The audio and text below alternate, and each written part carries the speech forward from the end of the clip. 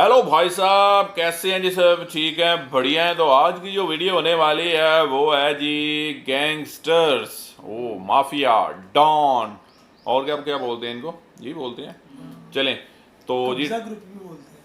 अच्छा, कब्जा group top 10 underworld mafia. Underworld कब्जा ही करते हैं। अंडरवर्ल्ड भाई। अच्छा, डॉन पाकिस्तान के और इंडिया के माफिया।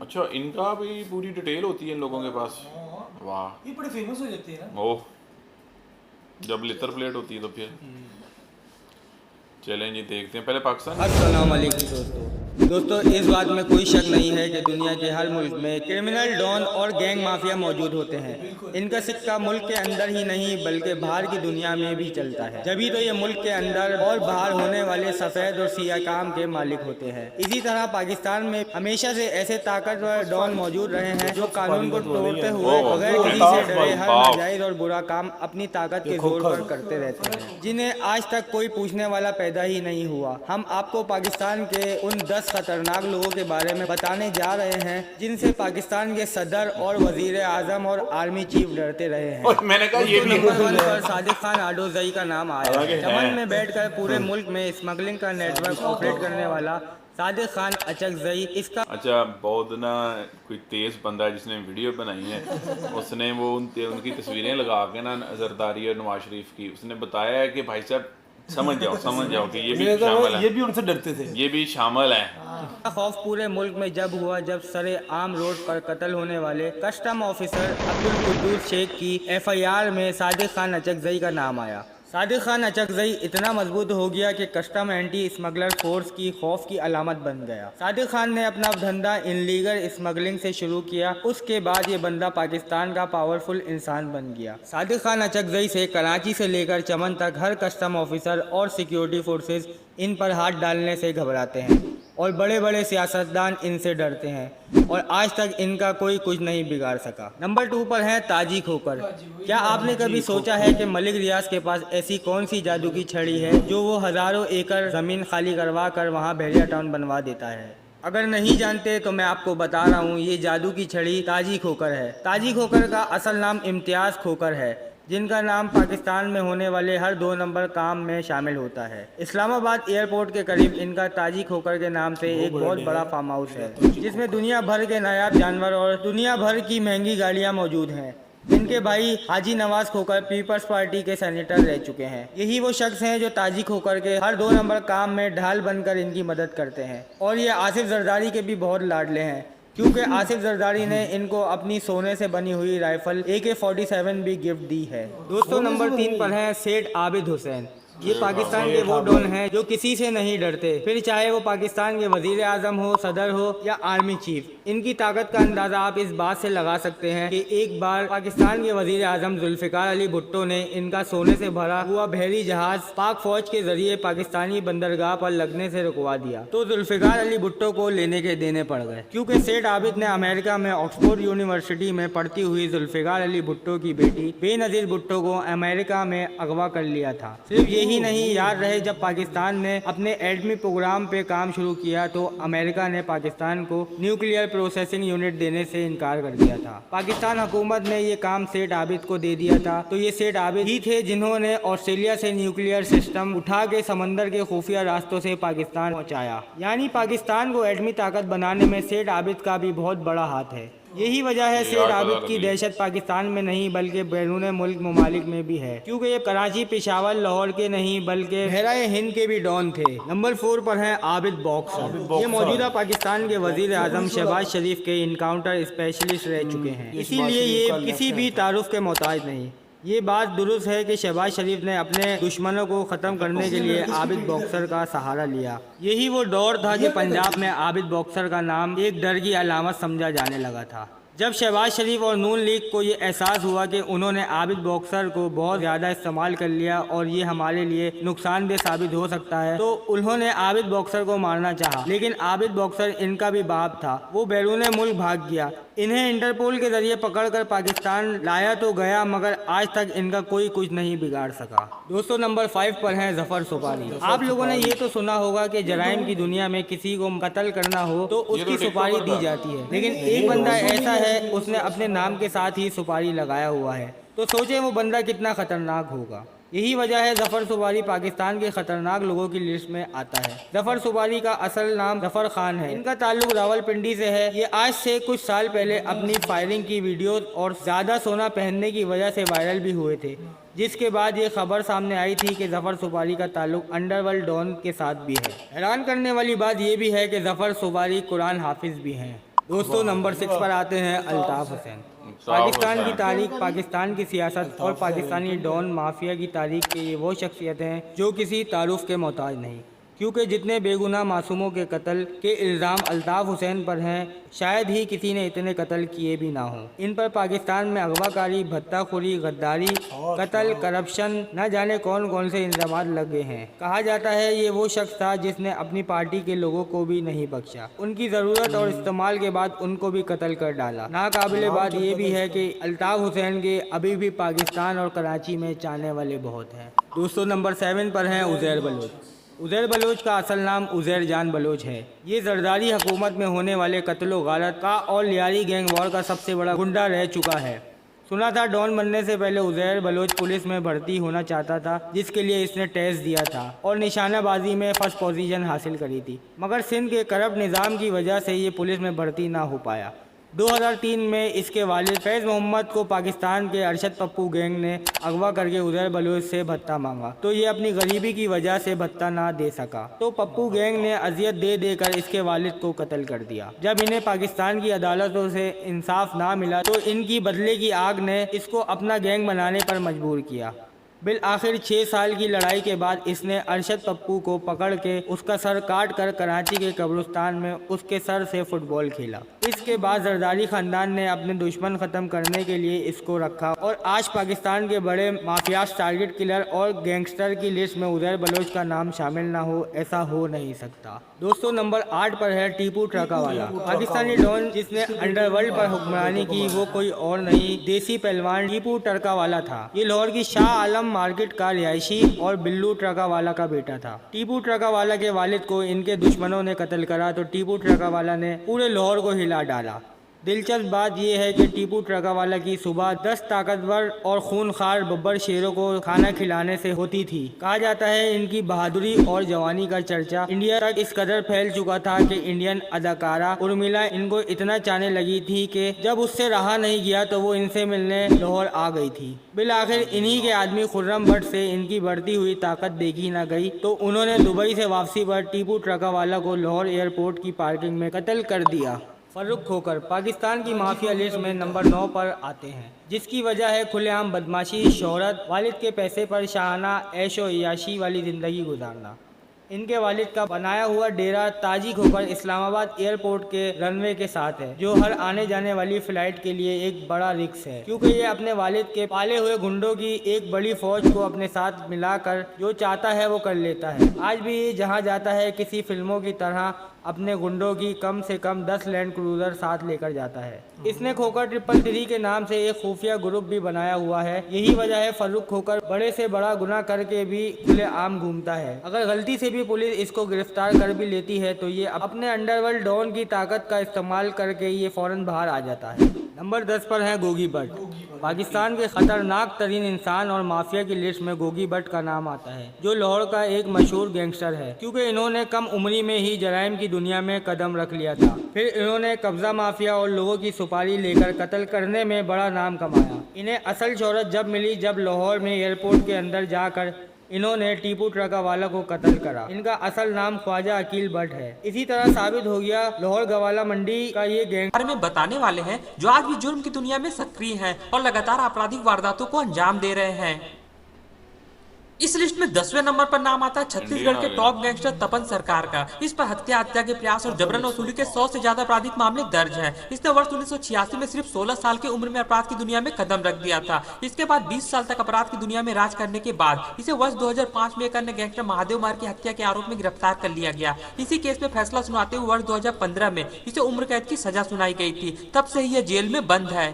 उम्र कैद दुर्ग की सेंट्रल जेल में बंद होने के बाद भी यह जुर्म की दुनिया में उतना ही सक्रिय है जितना यह 13 साल पहले था। पुलिस जांच में पता चला कि यह बैरक से ही आपराधिक गतिविधियों में लिप्त है और अपनी गैंग को चला रहा है। छत्तीसगढ़ राज्य में इसके नाम की धमक आज भी है और यह जेल के अंदर से ही जबरन वसूली से लेकर हत्या के प्रयास और धोखाधड़ी जैसी वारदातों को अंजाम दे रहा है। इसी वजह से वर्ष 2018 में इसे दुर्ग जेल से निकालकर अंबिकापुर जेल में शिफ्ट कर दिया गया, जहाँ इसे एकांत कारावास में रखा गया था। अभी हाल में ही यह जमानत पर बाहर आया हुआ है। इसके बाद इस लिस्ट में 9वें नंबर पर नाम आता है सोनीपत के टॉप गैंगस्टर काला जखेड़ी का। इस पर हत्या, अपहरण और लूटपाट के सैकड़ों आपराधिक मामले दर्ज हैं। वर्ष 2004 में इसके खिलाफ पहला केस दर्ज हुआ था। इसके कुछ साल बाद ही इसने हरियाणा के सांपला और गोहाना में हत्या की वारदातों को अंजाम दे दिया। इसके बाद इसने एक के बाद एक कई वारदातों को अंजाम दिया। इसी बीच इसे गिरफ्तार भी कर लिया गया, लेकिन फरवरी 2020 में जब गुड़गांव पुलिस इसे फरीदाबाद अदालत में पेशी भुगतने के बाद वापस ला रही थी, उसी समय इसके साथियों ने पुलिस वैन पर ताबड़तोड़ फायरिंग कर इसे भगाकर ले गए थे। इसके बाद इसने कई संगीन वारदातों को अंजाम दिया, जिसकी वजह से इस पर 7 लाख का इनाम घोषित कर दिया गया। अंततः जुलाई 2021 में इसे फिर से गिरफ्तार कर लिया गया है। इस लिस्ट में 8वें नंबर पर नाम आता है पुणे के कुख्यात गैंगस्टर गजानन मारने का। इस पर हत्या के प्रयास और रंगदारी के दर्जनों आपराधिक मामले दर्ज हैं। इसे वर्ष 2014 में मुंबई से गिरफ्तार किया गया था। उस समय अपने एक साथी के साथ महाराष्ट्र छोड़कर भागने की फिराक में था। तभी पेट्रोलिंग कर रही मुंबई पुलिस की नजर इन दोनों पर पड़ी। पुलिस ने शक के आधार पर दोनों को गिरफ्तार कर लिया। गिरफ्तार करने के बाद जब पुलिस ने इससे पूछताछ की, तब पुलिस को पता चला कि यह पुणे का मोस्ट वांटेड गैंगस्टर गजानन मारने है। इसके बाद इसे पुणे पुलिस को सौंप दिया गया। कुछ समय जेल में रहने के बाद यह फरवरी 2021 में जमानत पर बाहर आया था। फिलहाल अभी यह फिर से जेल में बंद है। इसके बाद इस लिस्ट में 7वें नंबर पर नाम आता है गुड़गांव के कुख्यात गैंगस्टर कौशल चौधरी का। इस पर हत्या के प्रयास और रंगदारी के 100 से ज्यादा आपराधिक मामले दर्ज हैं। इसने वर्ष 2006 में अपने भाई की हत्या का बदला लेने के लिए कुख्यात गैंगस्टर छेलू की गोलियों से भूनकर हत्या कर दी थी। इसके बाद इसे गिरफ्तार भी कर लिया गया, लेकिन वर्ष 2015 में जमानत पर बाहर आने के बाद यह पेरोल जम करके फरार हो गया। इसके बाद इसने जून 2019 में 1 करोड़ की रंगदारी न देने पर कांग्रेसी नेता विकास चौधरी की हत्या करवा दी थी। गुड़गांव पुलिस लगातार इसकी तलाश में जुटी हुई थी और अगस्त 2019 में इसे दुबई से गिरफ्तार कर लिया गया। इस लिस्ट में 6वें नंबर पर नाम आता है उत्तर प्रदेश और उत्तराखंड के कुख्यात गैंगस्टर सुनील राठी का। इसने वर्ष 1999 में अपने पिता की हत्या का बदला लेने के लिए जुर्म की दुनिया में कदम रखा था। इस पर हत्या के प्रयास और लूटपाट के 100 से ज्यादा आपराधिक मामले दर्ज हैं। बीजेपी विधायक कृष्णानंद राय की हत्या के आरोपी माफिया डॉन मुन्ना बजरंगी की जेल में गोली मारकर हत्या करने के बाद सुनील राठी का नाम सुर्खियों में आया था। सुनील राठी फिलहाल बागपत जेल में उम्र कैद की सजा काट रहा है। जेल में बंद होने के बावजूद इसका खौफ कम नहीं हुआ है और यह जेल के अंदर से ही अपनी गैंग को ऑपरेट करता है। इसके बाद इस लिस्ट में 5वें नंबर पर नाम आता है पंजाब के कुख्यात गैंगस्टर जग्गू भगवानपुरिया का। इस पर हत्या, अपहरण और डकैती के 70 से ज्यादा आपराधिक मामले दर्ज हैं। ध्यानपुर गांव में एक हत्या के बाद इसका नाम सुर्खियों में आया था। हालांकि वर्ष 2015 में इसे गिरफ्तार करके सलाखों के पीछे डाल दिया गया। जेल जाने के बाद भी इसका खौफ कम नहीं हुआ है। इसने वर्ष 2015 में जेल के अंदर से ही संजीव कुमार उर्फ बब्बा की हत्या करवाई थी। इतना ही नहीं, इस पर वर्ष 2017 में जेल के अंदर से ही 3 हत्या कराने का मामला दर्ज है। अभी हाल में ही जग्गू भगवानपुरिया और लॉरेंस बिश्नोई गैंग में गैंगवार छिड़ गई है। इस गैंगवार में दोनों गैंग के कई बदमाश मारे जा चुके हैं। इस लिस्ट में 4थे नंबर पर नाम आता है उत्तर प्रदेश के top mafia don Atiq Ahmad का। वर्ष 1979 में सिर्फ 17 साल की उम्र में इस पर हत्या का पहला मामला दर्ज हो गया था। इसके बाद इसने कभी पीछे मुड़कर नहीं देखा। इसके खिलाफ लखनऊ, कौशाम्बी और चित्रकूट में हत्या, अपहरण और जबरन वसूली के कुल 100 से ज्यादा आपराधिक मामले दर्ज हैं, जिनमें से सबसे ज्यादा मामले इलाहाबाद में दर्ज हैं। इसके अलावा इस पर कानपुर में भी कई मामले दर्ज थे, जिनमें यह बरी हो चुका है। अपराध की दुनिया में नाम कमाने के बाद इसे समझ आ गया कि सत्ता की ताकत कितनी जरूरी है। इसी वजह से इसने राजनीति का रुख किया। जनवरी 2005 में अतीक अहमद और उसके भाई ने धूमनगंज इलाके में विधायक राजू पाल की दिन दहाड़े हत्या कर दी थी। इस हत्या के बाद दोनों भाई को गिरफ्तार करके सलाखों के पीछे डाल दिया गया। इस हत्या के साथ ही अतीक अहमद और उसके परिवार का राजनीतिक करियर तबाह हो गया। इस हत्या के बाद इसने कई विधानसभा और लोकसभा चुनाव लड़े, पर सभी चुनावों में इसे हार का सामना करना पड़ा। अभी कुछ समय पहले फरवरी 2023 में हुए उमेश पाल हत्याकांड के बाद से अतीक अहमद का नाम फिर से सुर्खियों में है। आपको बता दें कि उमेश पाल वर्ष 2005 में हुए राजू पाल हत्याकांड का मुख्य गवाह था। इसके बाद इस लिस्ट में 3रे नंबर पर नाम आता है हरियाणा और राजस्थान के टॉप गैंगस्टर पपला गुर्जर का। इस पर हत्या के प्रयास और मारपीट के 100 से ज्यादा आपराधिक मामले दर्ज हैं। अगर बात इसके आपराधिक जीवन की करें तो इसने अपने गुरु शक्ति गुर्जर की हत्या का बदला लेने के लिए अपराध की दुनिया में कदम रखा था। पपला गुर्जर पर इसी के गाँव के संदीप फौजी और फौजी के मामा की हत्या करने का मामला भी दर्ज है। इन हत्याओं के बाद इस पर 5 लाख के इनाम की घोषणा कर दी गई। फरवरी 2016 में CIA ने इसे गिरफ्तार भी कर लिया था, पर पेशी पर जाते समय इसके साथी इसे भगाकर ले गए थे। पुलिस लगातार इसकी तलाश में जुटी हुई थी। इसी बीच सितंबर 2019 में राजस्थान पुलिस ने इसे अलवर जिले से गिरफ्तार कर लिया था। गिरफ्तारी वाले दिन ही इसके साथियों ने AK-47 के साथ पुलिस चौकी पर हमला कर दिया और पपला गुर्जर को भगाकर ले गए। इस वारदात के बाद राजस्थान पुलिस फिर से पपला गुर्जर की तलाश में जुट गई थी। इसी बीच जनवरी 2021 में पुलिस को इसके कोल्हापुर में होने की खबर मिली। इसके तुरंत बाद जयपुर से 24 कमांडो की टीम बनाई गई और 27 जनवरी की रात इसे इसकी गर्लफ्रेंड के घर से गिरफ्तार कर लिया गया था। फिलहाल अभी यह जेल में बंद है। इस लिस्ट में दूसरे नंबर पर नाम आता है पंजाब और राजस्थान के टॉप गैंगस्टर लॉरेंस बिश्नोई का। इस पर हत्या, अपहरण और रंगदारी के सैकड़ों आपराधिक मामले दर्ज हैं। इसकी गैंग पंजाब के अलावा हरियाणा, राजस्थान और दिल्ली पुलिस के लिए सिरदर्द बनी हुई है। फिलहाल लॉरेंस बिश्नोई दिल्ली की तिहाड़ जेल में बंद है, लेकिन जेल में होने के बावजूद यह जेल के अंदर से ही अपनी गैंग को चलाता है। पुलिस के अनुसार 500 से ज्यादा बदमाश लॉरेंस बिश्नोई गैंग में शामिल हैं, जो इसके इशारे पर हत्या और रंगदारी जैसी वारदातों को अंजाम देते हैं। अभी हाल में ही मई 2022 में हुई पंजाबी सिंगर सिद्धू मूसेवाला की हत्या में नाम आने के बाद से इसका नाम चर्चा में है। इसके बाद इस लिस्ट में पहले नंबर पर नाम आता है दिल्ली के कुख्यात गैंगस्टर नीरज भवाना का। इस पर हत्या, अपहरण और रंगदारी के 100 से ज्यादा आपराधिक मामले दर्ज हैं। फिलहाल यह पिछले कई सालों से दिल्ली की तिहाड़ जेल में बंद है, लेकिन जेल में होने के बावजूद यह जेल के अंदर से ही अपनी गैंग को ऑपरेट करता है। आपको बता दें कि नीरज भवाना गैंग और नीतू दाबोदिया गैंग में सालों से गैंगवार चली आ रही है। इस गैंगवार में दोनों गैंगों के कुल 50 से ज्यादा बदमाश मारे जा चुके हैं। अभी हाल में ही सिद्धू मूसेवाला की मौत के बाद इसने लॉरेंस बिश्नोई को धमकी दी थी कि जल्द ही सिद्धू मूसेवाला की हत्या का बदला लिया जाएगा। दोस्तों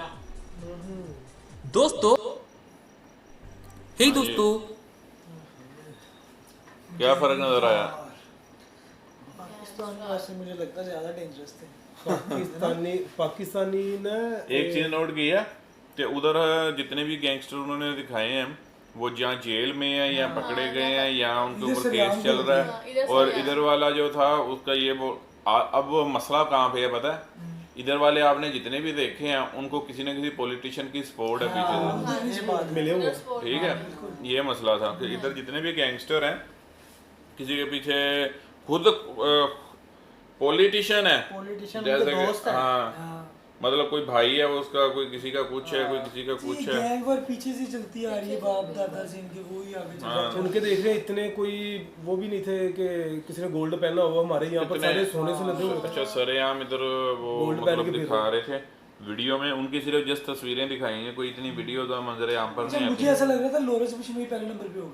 नहीं वो दूसरे नंबर पे, नीरज है पहले नंबर पे, भवाना। नीरज भवाना। नीरज ने कहा था मैंने बदला लेना सिद्धू मूसेवाले का।